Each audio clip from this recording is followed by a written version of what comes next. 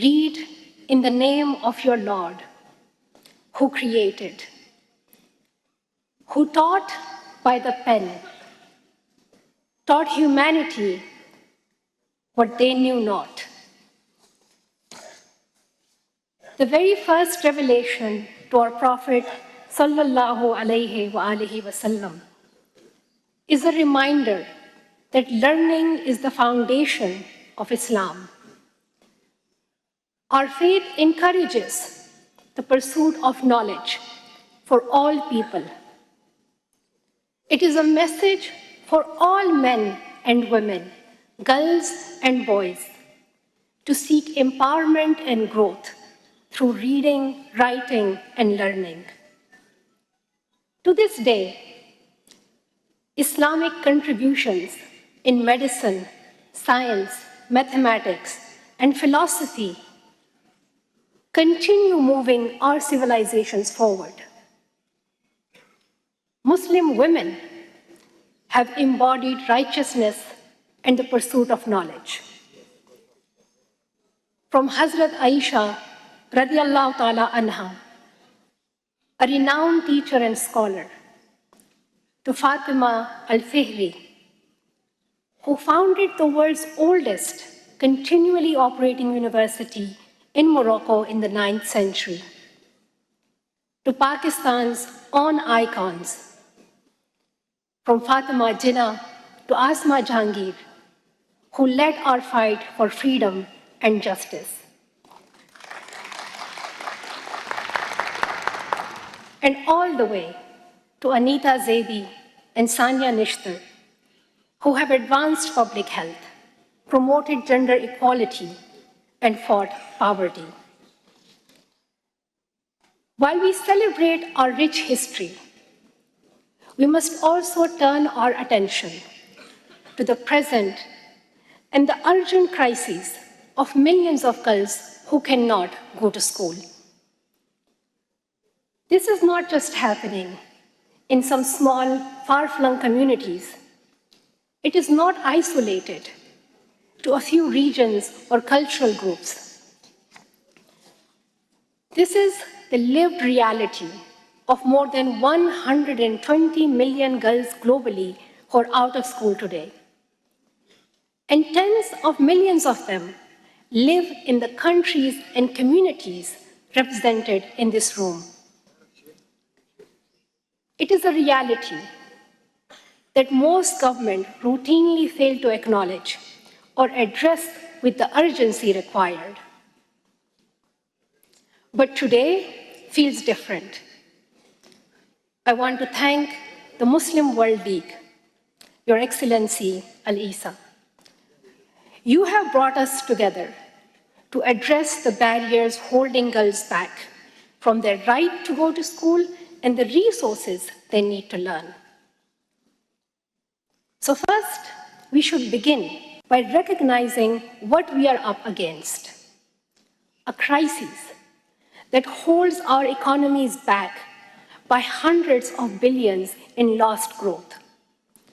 A crisis harming health, safety, and security of our people.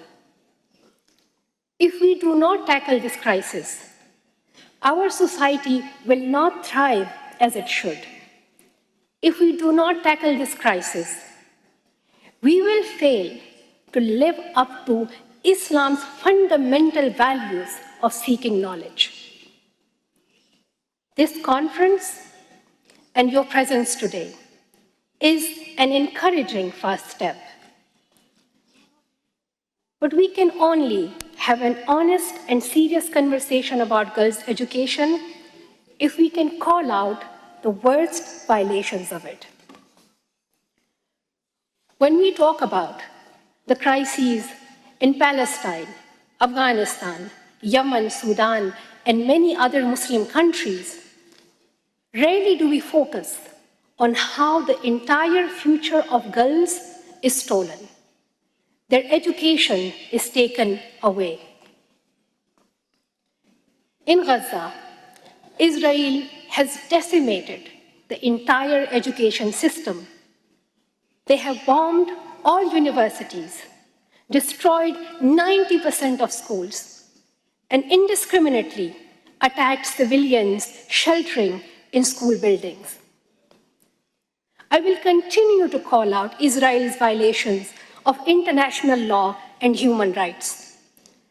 Palestinian children have lost their lives and future. A Palestinian girl cannot have the future she deserves if her school is bombed and her family is killed. Girls are living under dire situation in our ummah, in Yemen, Sudan, and many countries, facing poverty, violence, and forced marriages.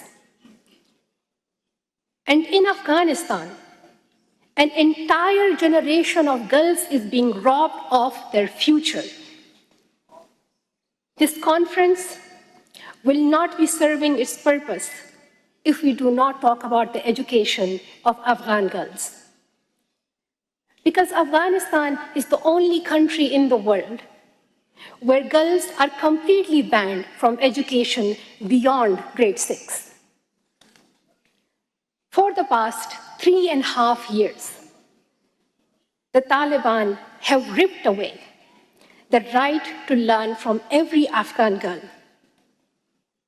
They have weaponized our faith, to justify it. The Taliban are explicit about their mission. They want to eliminate women and girls from every aspect of public life and erase them from society. They have created a system of gender apartheid. The Taliban have issued more than 100 laws to strip away women's rights, including their right to education, employment, healthcare, and every basic freedom you can think of. Their cruelty knows no bounds. Under their system of gender apartheid, the Taliban are punishing women and girls who dare to break their obscure laws by beating them up, detaining them, and harming them. Simply put, the Taliban do not see women as human beings.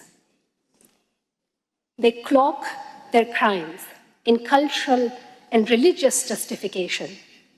But let us be absolutely clear. There is nothing Islamic about this. These policies do not reflect the teachings of Islam. In fact, they go against everything our faith stands for. They are violations of human rights, and no cultural or religious excuse can justify them. I have a message for everyone in this room, to ministers and government representatives, to intellectuals, scholars, and public figures. As Muslim leaders, now is the time to raise your voice. Use your power. You can show true leadership. You can show true Islam. Afghan women and girls must be free to shape their own future.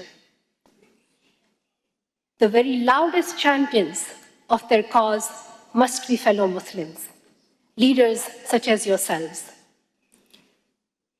So here are a few things that you can do right now to go beyond empty statements and stand up for Afghan women and girls. First, recognize the Taliban regime as perpetrators of gender apartheid. Do not legitimize them.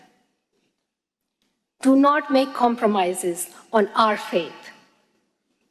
Second, support the Crime Against Humanity Treaty, a global effort to codify gender apartheid in international law and hold the Taliban accountable.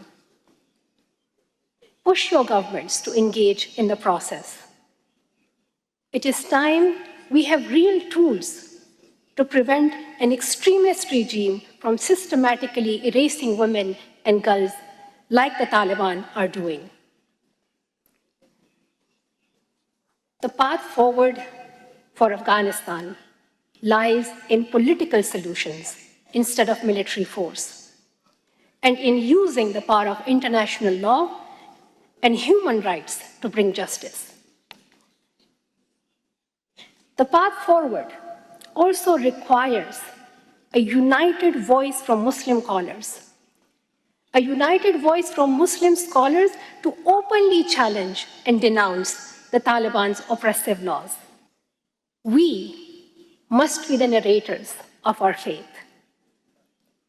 We must speak for what Islam stands for. That means looking at the situation of girls' education in all Muslim countries. As I stand here, I am imagining this conference as the beginning of a new journey. A new journey where we commit to a future for every girl to have access to complete quality education. And we make this vision a reality in our lifetime. The next time we all gather, I hope to see more women and girls, like the brilliant students who have joined us today, speaking on the stage and setting the agenda. Seeing you all pursue your education gives me hope for our country. Pakistan is where I began my journey. And this is where my heart will always be. 12.5 million Pakistani girls are out of school, one of the highest numbers in the world. I am glad that this conference is taking place here in Pakistan, because there is still a tremendous amount of work that is ahead of us so that every Pakistani girl can have access to her education. Distinguished guests, championing girls' education is the mission of my life. I'm here to tell you that girls around the world need us to act today. These girls need us to act for their education today, not next year, not next decade. So I ask you all in this room and your leaders, protect every girl's right to go to school for a complete 12 years. Invest the resources to make education a reality for all girls. Let us be champions of our faith by being champions for girls and their right to learn. Thank you.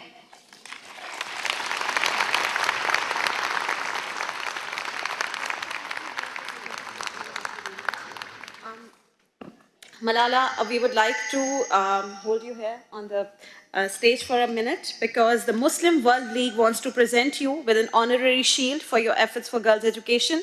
And I would request His Excellency Sheikh Dr. Muhammad bin Abdul Karim Al Isa, the Secretary General of the Muslim World League, to present Malala with this honorary shield, the award.